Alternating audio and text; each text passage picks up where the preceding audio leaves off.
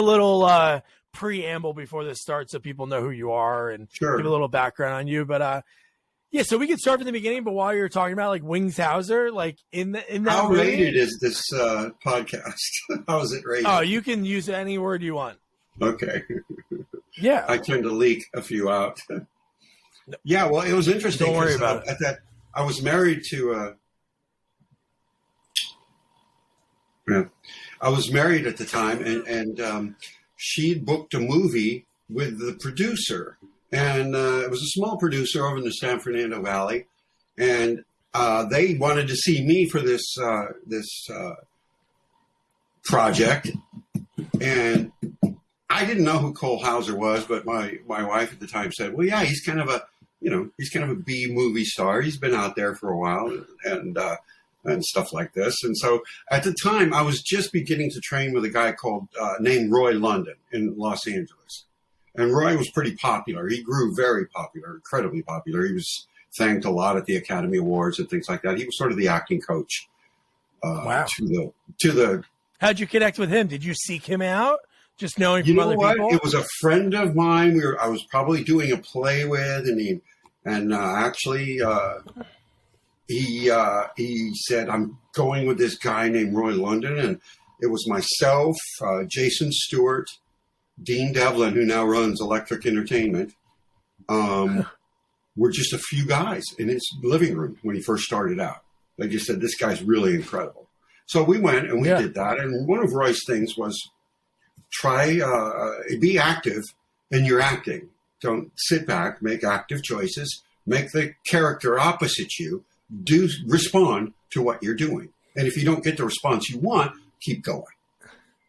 And so I'm on the set and I'm really nervous because this is like one of the larger roles that I've had. And we're doing this scene and I accused them of kind of ripping off an old James Cagney movie because he wants to put me in this box. Yeah. And he's aiming a gun at me and he's going, get in the box. And I'm like, no, I don't want to do that. He's going, get in the box. And I said, well, and he cut and he goes to the director. He goes, he won't get in the box. and the director looked at me and he just kind of went, and I said, okay, we'll try it again. And we did it again. I made him work. Which was kind of funny and daring for me at the time, Yeah. Because I thought, well, this thing could go haywire real easy. He could just stand there and go, well, who's this fucking guy and what's he doing? But as it turned out, I kind of won the scene in the sense that I was the one who dictated when I got into the box. And it was important. It gave him something to work with, Well, you being apprehensive is what a person would really be in that situation. Nobody would just be like, but all right, okay. When you're a young actor coming on the scene and this guy that's been around for a while is telling you to get into the box and you're kind of like, okay. Yeah, that's true. And another, my first TV job was on Remington Steel. Yeah, I see that as a cab driver in '85. Yes, and then I did an episode in Las Vegas with Pierce and all those guys, and I played one of the bad guys who has a fight with Pierce Brosnan. And we're in the casino, and we're getting ready, and they block out all this stuff, and we do this thing, and I throw a punch to his midsection, and I didn't hit him as far as I knew, but then the director came to me and he goes, well, Pierce was concerned about the punch you threw at him. And it's like, okay. I don't know what to do differently because I don't think I hit him. And he goes, well, just go easy. And I said, okay. And I thought, oh, shit, already I'm in hot water on this one, too. That's got to be nerve-wracking. I interviewed Jack Plotnick. He's been in like a bunch of stuff. And he did a little tiny scene with Ben Stiller in Meet the Fockers, and he played the guy that at the car rental company that threw Ben Stiller the keys because Ben Stiller like walks away without keys, and he said, Doug, I did not sleep for days thinking about that scene, and if I threw the keys too hard or wrong, and they missed him and hit him in the eye, and then production was shut down for a month. So there has to be pressure on the people that are working with the stars, because if the star gets hurt, like if you threw a punch on accident and not knowing, you really did give us some damage, you know, they're not going to be able to film for a little bit. So that's going to be hard coming in. I've heard people say that, like, when you're a guest star in a show, it is a great experience because you're working with all new people for the most part. But also it could be hard because you're the new kid for that day or that week they were there. On anything, I consider the initiation day because it's the hardest. The first day is the hardest. Yeah. It really is, because you're walking on that set. You've made choices. You want to be as, I don't want to say bold, but you want to be as truthful as possible. And if possible at all, you want to push some boundaries. You want to take the scene to whatever the next level. And it's always a little nerve-wracking to do that, you know. But I think I have found that if I just go in and jump right into my choices and get them out of my head, I'm fine. But it's the first day, you know, where you're meeting and you're going, what are the boundaries here? How does this person like to work? I'm nervous about my lines, you know, usually. But once you get through that, if you've got a good crew and a good director, it's gold, man. That's where it really starts to churn. You know, when there's that trust and everybody's like, yeah, you're on the right track. We're all on the right track. Let's go. You know what I mean? So how did it all begin for you, Van? I know you mentioned before plays. So growing up, did you grow up in Texas? No, I grew up in L.A. I was born and raised in Los Angeles. You grew up? So I you moved grew up here right in the when thick I of it. was 46 to Texas. Oh, okay. There was a big actors strike in 1999. That was the year that my son was born. And I had, I was up for a couple of guest stars at the time. My insurance would have kicked right in again. It would have been gold, but the actors strike hit. And I was just like, I'm not going to do this anymore. And I told my my son's mother, my wife at the time, I said, I'm ready to get out. Because I was born and raised in LA. So, all the glory and beautiful skies and everything that everybody immigrates to is, for me, it was kind of a little bit of a dark time in LA growing up. No, you know, sure. So, did you have any connections? Like, why were your family, were your parents from there? No. Did they come out? No, deeply working class. My dad drove a truck at night, 5 kids in a tiny house. You know, he was Italian and pretty brutal. So it was really, it was an isolated, kind of a violent upbringing, you know. So no, it had nothing to do with the entertainment business whatsoever.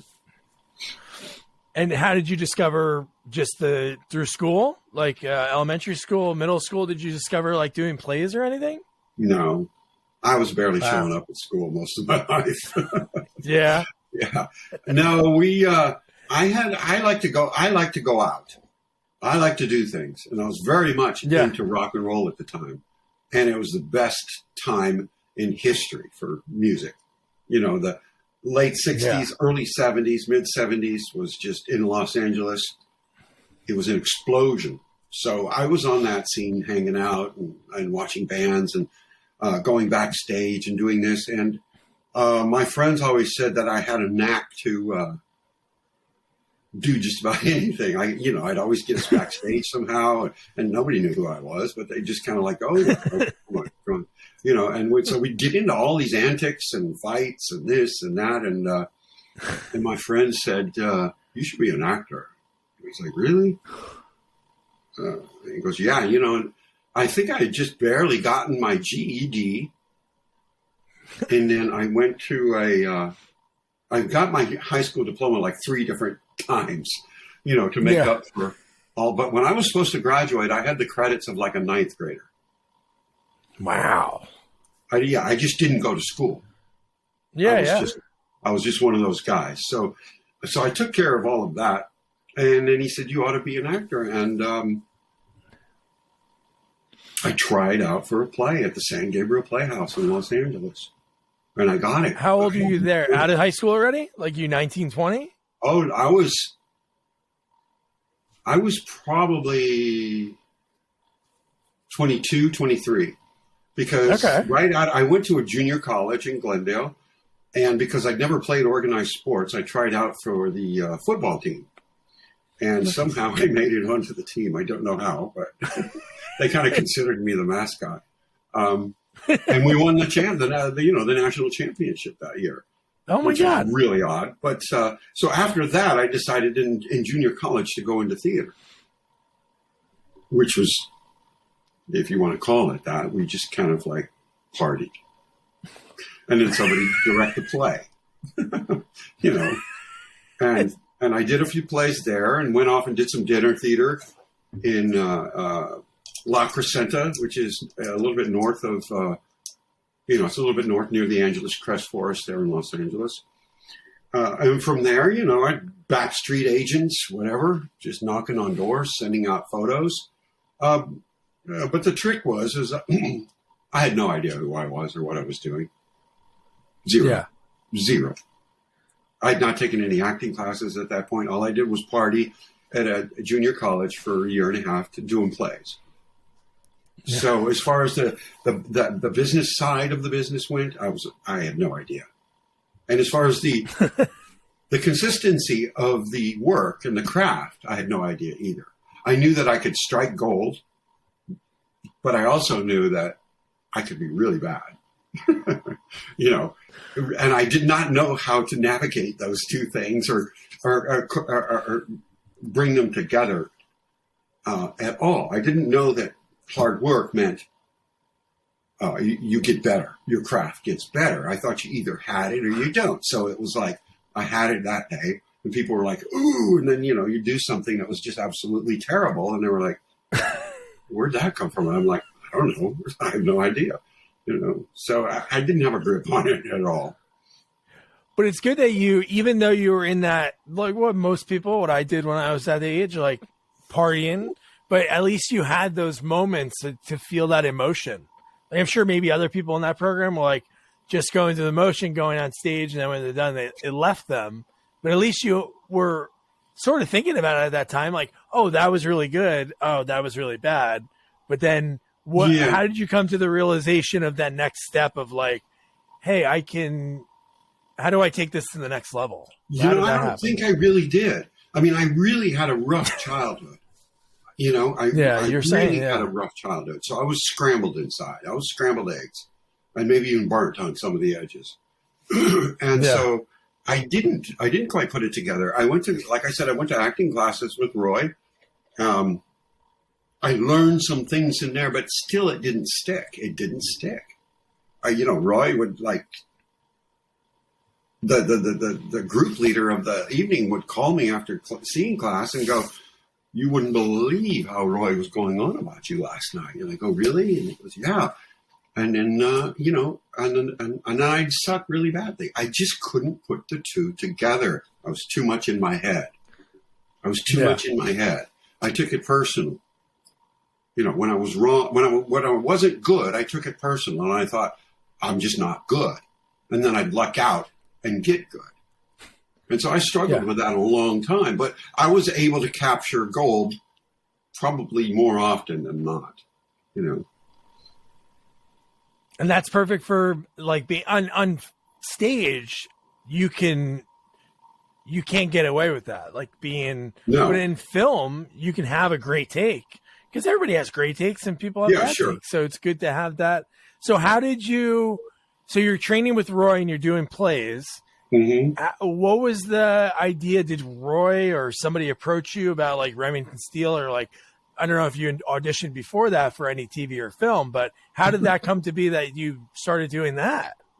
Well, there was a big time manager that Roy knew, and she represented a couple of other people in the class.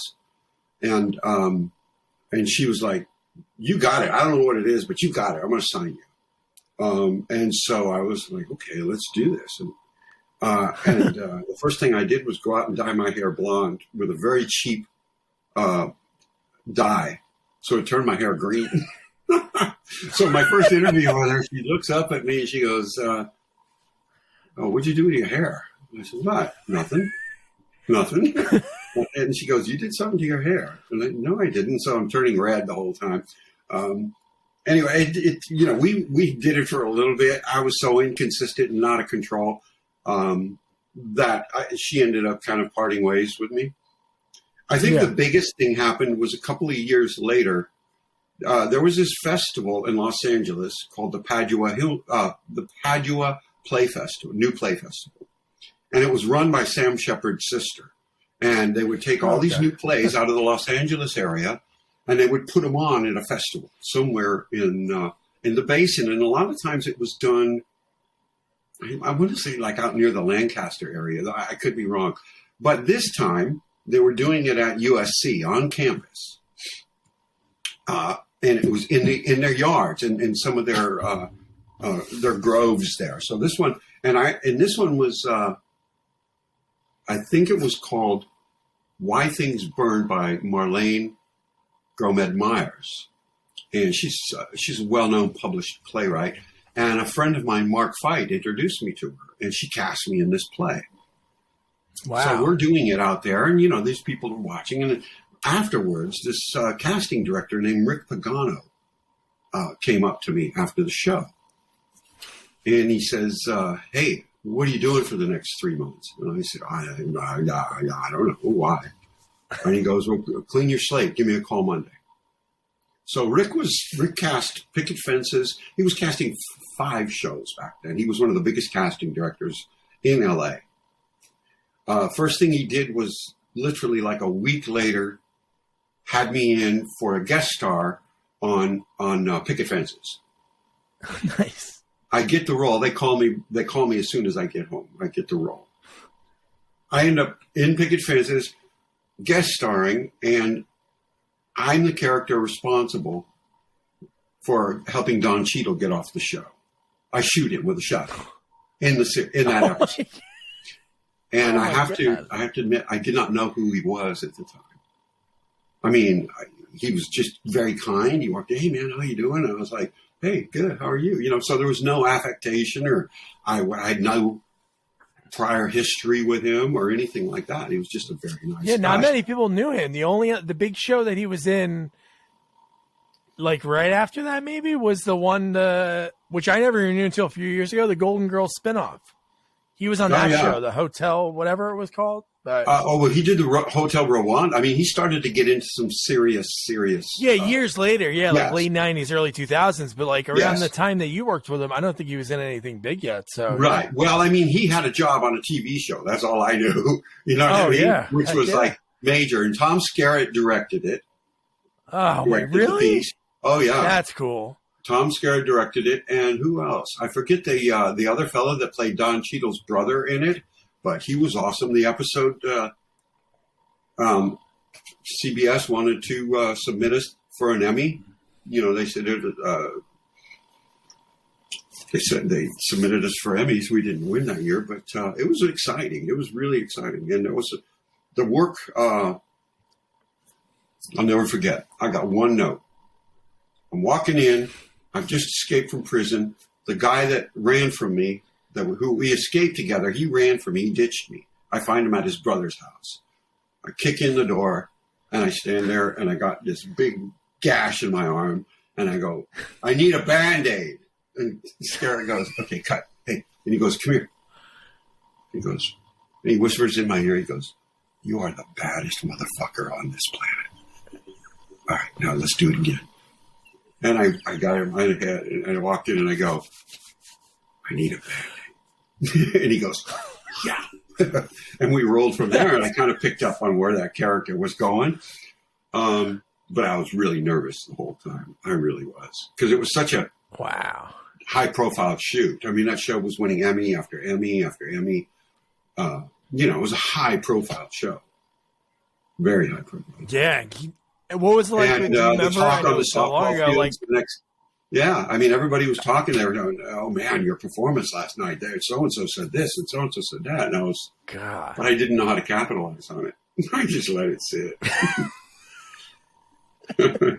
Oh, my gosh. But then from there, then that guy connected you with that. He cast you for that.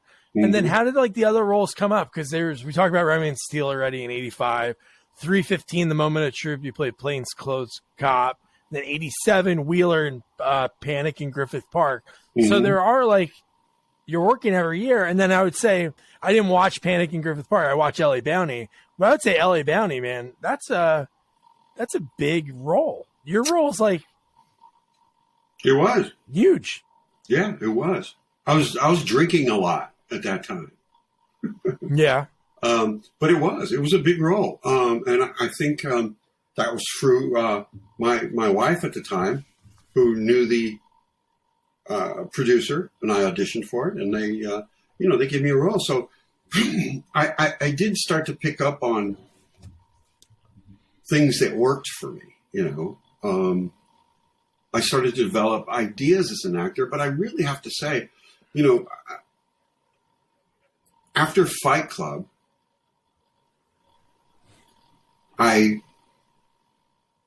which I was in a room with Fincher and maybe 6 other people, 7. Small crew, Ed Norton, we're doing the scene, and it was awesome. It was like working on an indie set. Everybody was just like, hey, man, that's great. Yeah.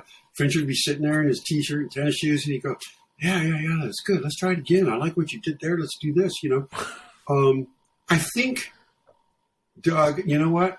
I think it was years and years and years of validation that just kept sticking. And that combined with my dream, I was able to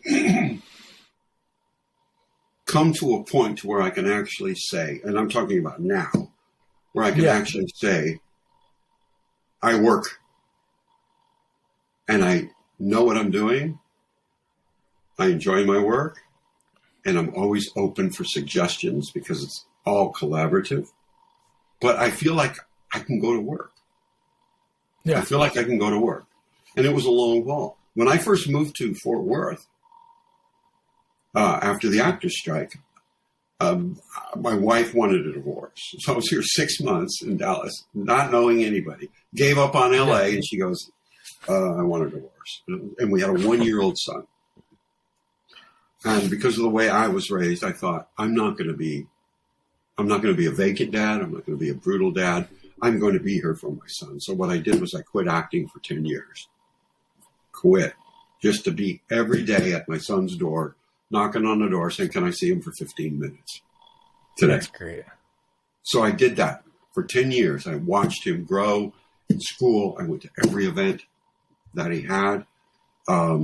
At one point, about 10 years later, I started to think, wow, what would it be like to get in? And I had some friends say, well, try it. And I was like, I don't know, man.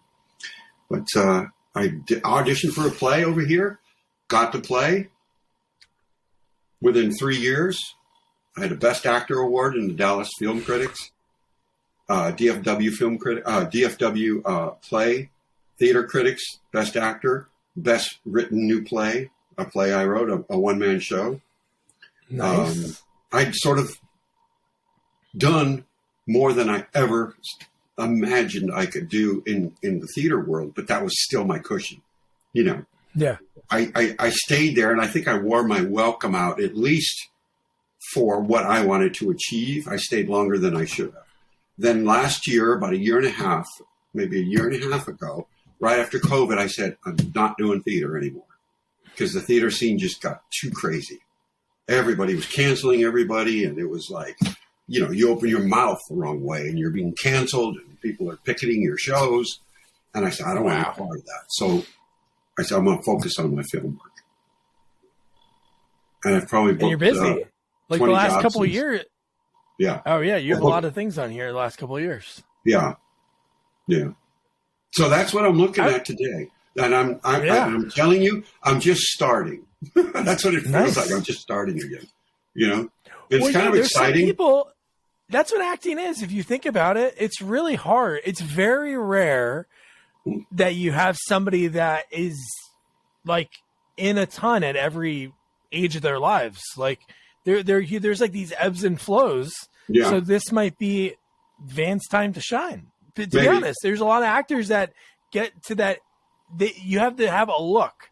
So whether you have that look in your 20s, your 30s, your 40s, your 50s, your 60s, whatever age it is, that's when your time to capitalize is. And you see it with a lot of people that are in every era. You see an actor that is a certain look, and it's like, wow, this is the guy for the next X amount of years.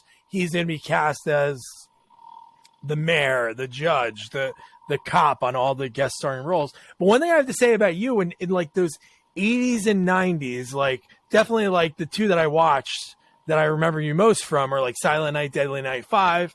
And when I just watched Alley Bounty for the first time, I would say like your eyes. I don't know if anybody ever said that, or casting director or manager. You have like very expressive eyes. It's something. Like when they zoom in tight on your face in LA Bounty. But, they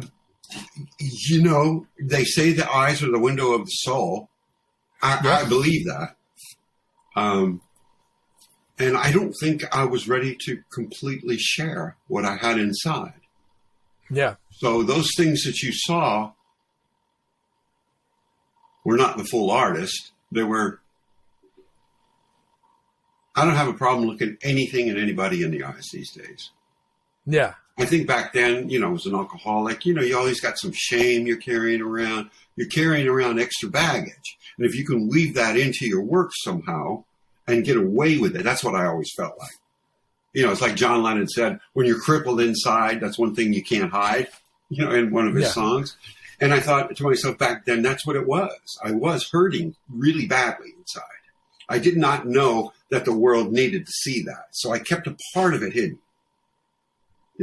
Now I don't give a flying fuck. And not only do I not give a flying fuck, but I give enough of a flying fuck to do my best and show the world like, this is me now. This is it. Yeah. And this is not only it, but you're going to get this also. Because I'm starting right here. If you let me go there, I'll go. That's why I'm here. That's why we're all here, to try to push that level. And not just to rattle nerves or anything, but to push the parameters of humanity. That's all. Those people that's art. Deeply, deeply alone in the darkness of their rooms are those people that are incredibly, incredibly joyful. Not here, but here and here. Yeah. Here, That's, Robin Williams. That's my mission those are the statement. people. Now, if that plays, I think it's starting to play out a little bit. Hey, if you believe in it, you can make it happen. You can will things into existence if you have your mantras that you say. Or no, that's totally true. But I agree with you. I would say most artists, comedians, people that put themselves out there, entertainers, they are somewhat of a tortured soul. Nobody wants to. For the most part, people don't want to hear a song about, how somebody's life is so great. You want to listen to Billy Joel talking, the song that he wrote just weeks after he tried to kill himself in the 70s when he tried to drink that floor cleaner or whatever. You hear the torturedness in his voice on The Stranger, on that album. Yeah, you're 100% right. Yeah, and it's been a long goal, and it's been a lifetime desire of mine, to be able to use this compass of a body to try to bring things to life. And you're going to do it. How'd you come about choosing Dallas? That area, just on the map? Fort Worth was where my son's mother was from initially. Oh, okay. And we had come back for, some holidays and things like that. And Fort Worth is pretty much a very sleepy town.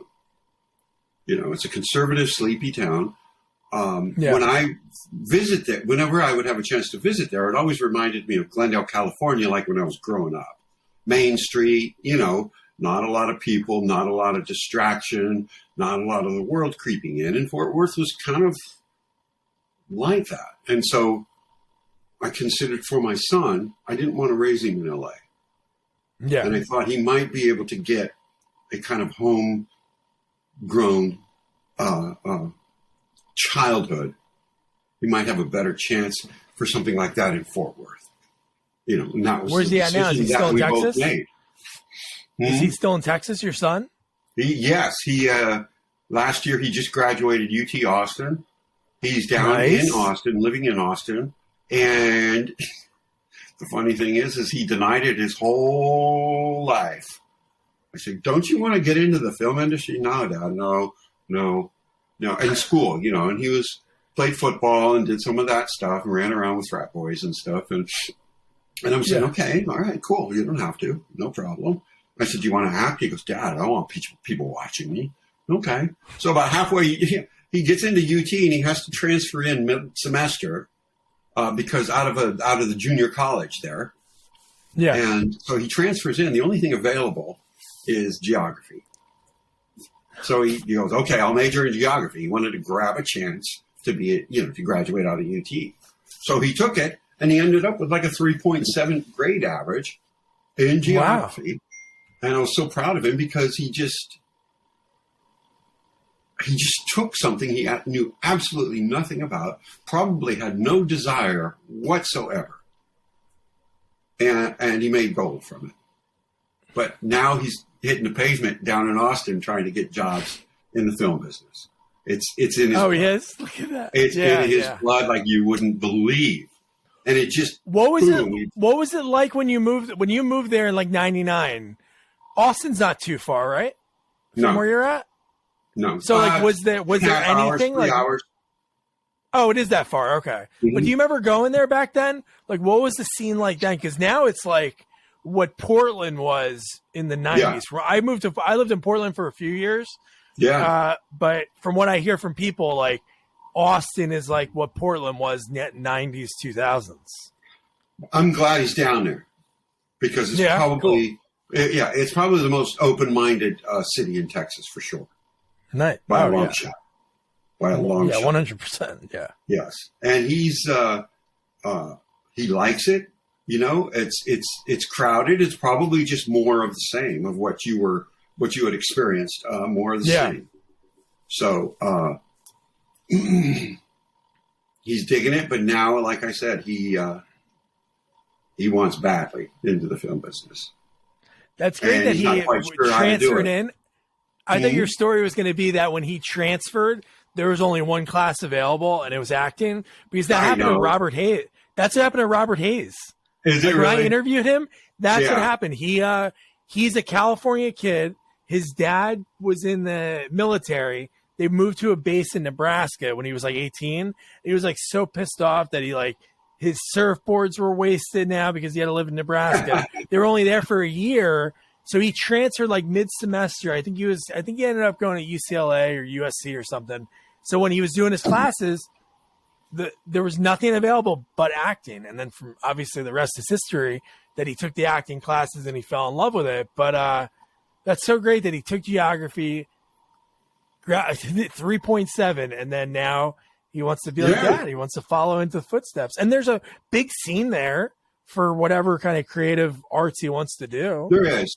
He was really concerned when he first came out, and he felt pretty isolated because he did not know anybody in the film department there. He did not have any training whatsoever. So it was like, Dad, what do I do? And I said, well, you just start looking, you become a PA, you start doing whatever you want to do.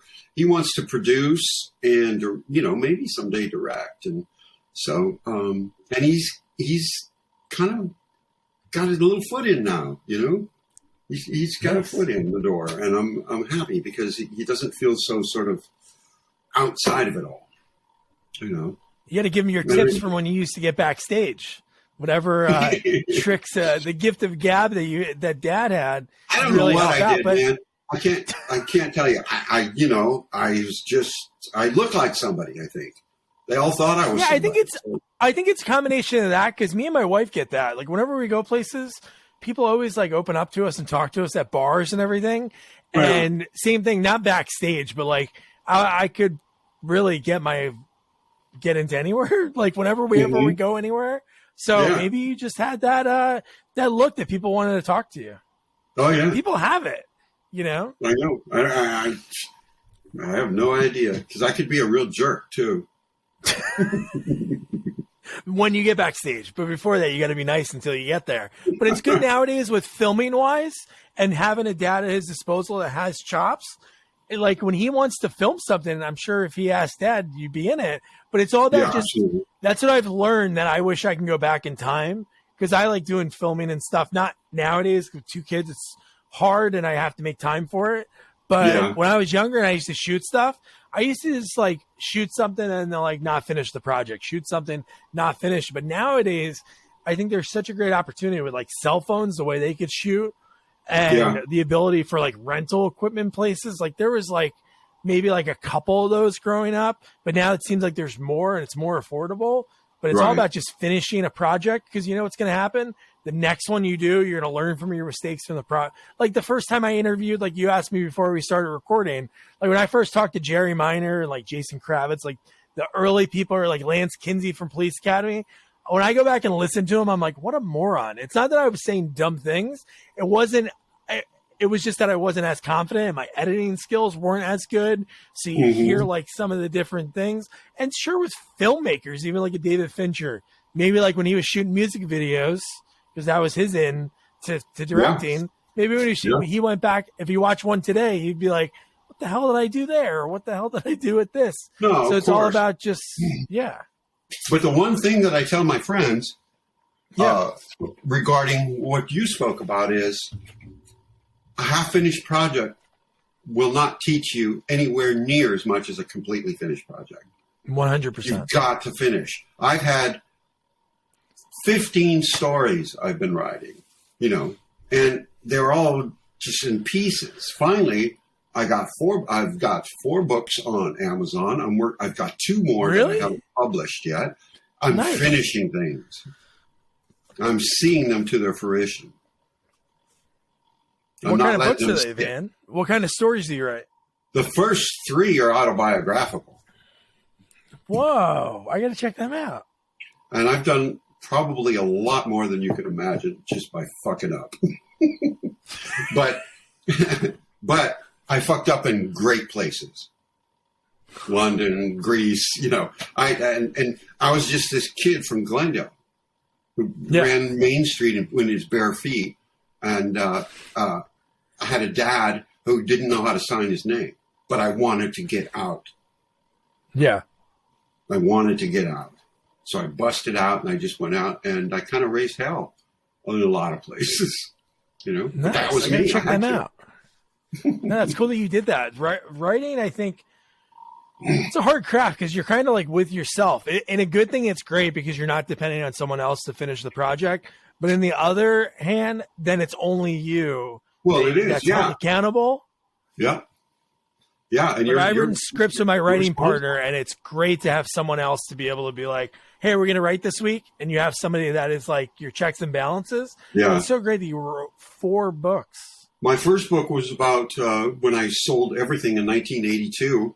I mean, everything. I didn't have much. I had a Volkswagen van, and I lived in Charlie Chaplin's maid's quarters in the Hollywood Hills, down below. Whoa. Really? Yeah, because the people that owned the house at that time, they leased out the room underneath. And were the people that owned Charlie Chaplin's house, were they anybody? That? The people that owned Charlie Chaplin's house, were they anybody? I don't think so. I think they were at the time what you'd call very affluent yuppies. Okay. But they were great. I mean, I partied a lot in that place. If they only knew, So you sold everything out of the van? Yeah, because I met this girl at a party, and she was English, and I thought, if you know the Beatles, I want to talk to you. And so she said, well, why don't you come to London? I was like, I was doing a play at the time, Mr. Roberts. And after the play, I said, okay. And I sold everything to go there. When I got there, she was like, oh, hi, I didn't think you were coming, really.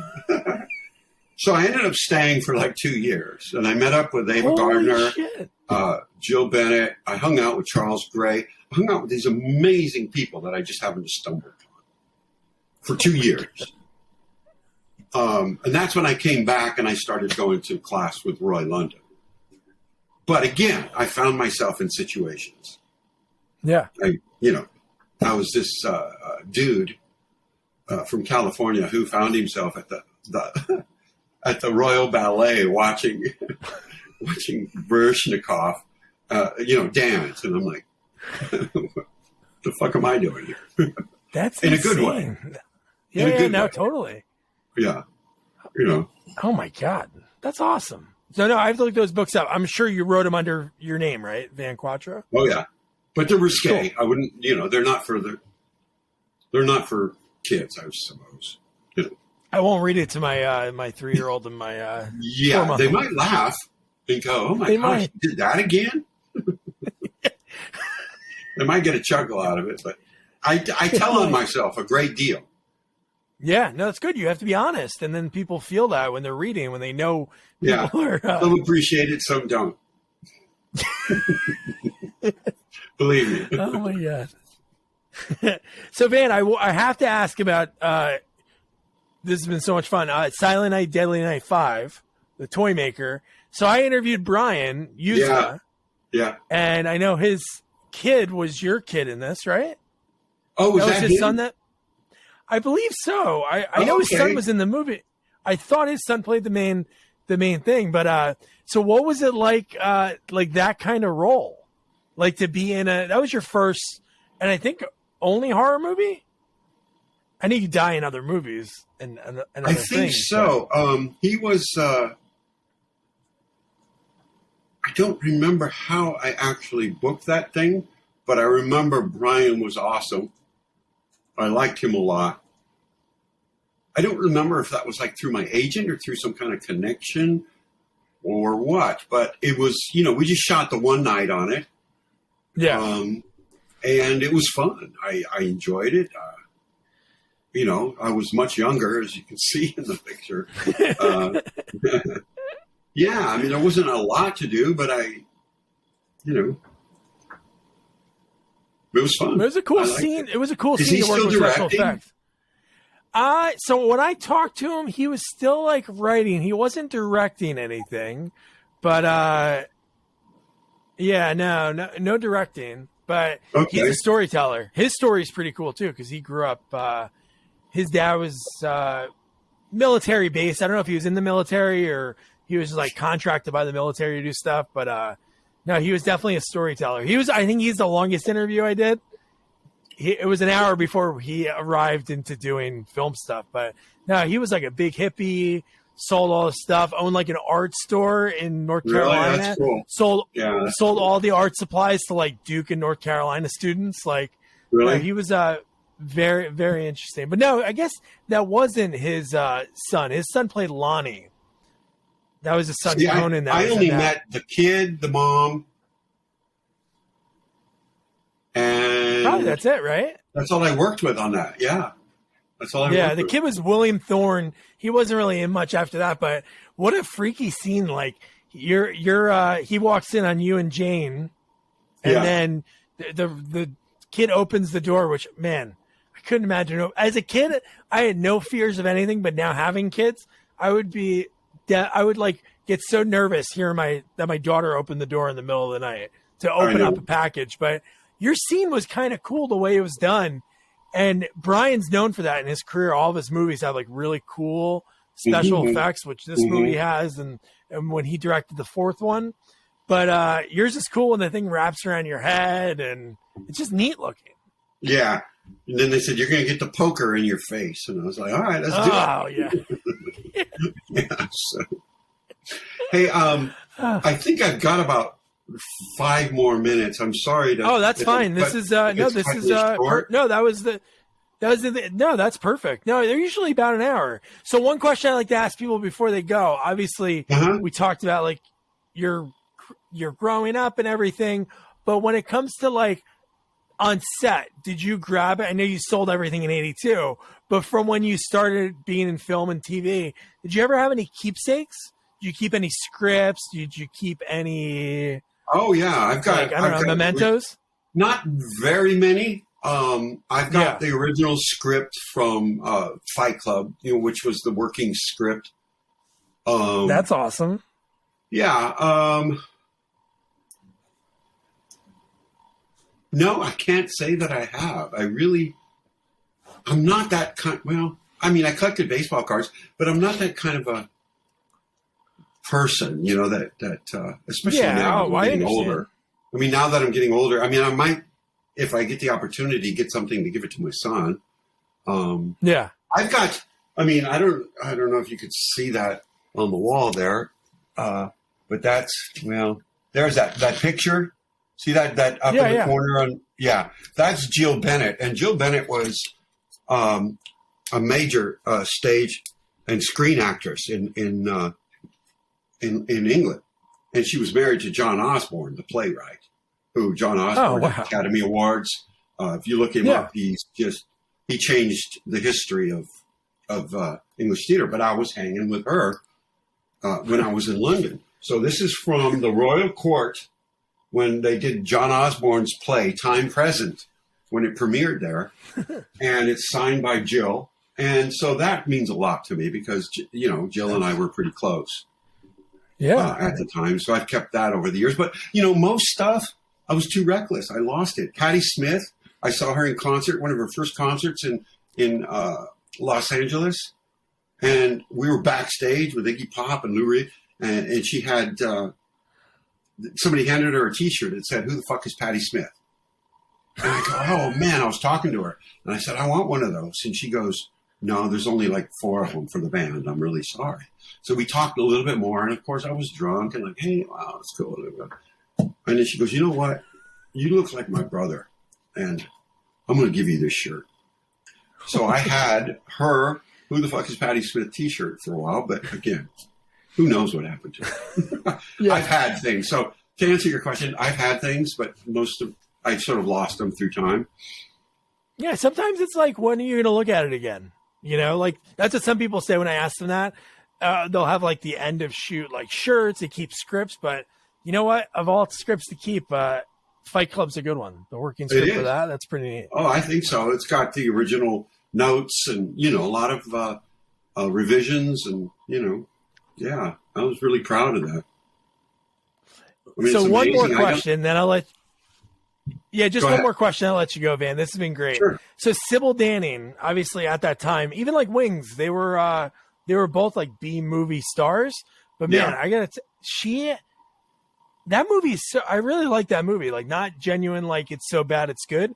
I really like her as an act. I haven't watched a lot of her movies. I saw like Howling 2, but like not a lot of her like action ones. Yeah. And man, she is just a stunner. I guess she was kind of her and what's her name? Gloria. The one that works with John Cassavetes. What's her name? But anyway, they were kind of. Oh, I can't think of it. Kind of the original lady sort of badasses. Sort of. I would say that you mentioned that, and I'm sure you know her sister, like Cherie Curry. Her sister, Sandra, I interviewed her. Her movies in the 70s, I didn't even know it was a genre, but she was in a bunch of slice and dice of movies, revenge movies, like the bad guy did something to her or killed her husband, and she would kill them all. And there were some pretty cool movies that I never discovered unless I would have chatted with her, but they were pretty cool. Like slice and dice. But I would say 80s wise, I would totally say those two. Like definitely Sybil, what she did in those movies. I just think she's 70, I think now. Yeah, she's still maybe around. A little bit older. I just remember looking at her and go, that chick is rocking. I just remember every chance I had to be around her, I was just like, hi. Yeah.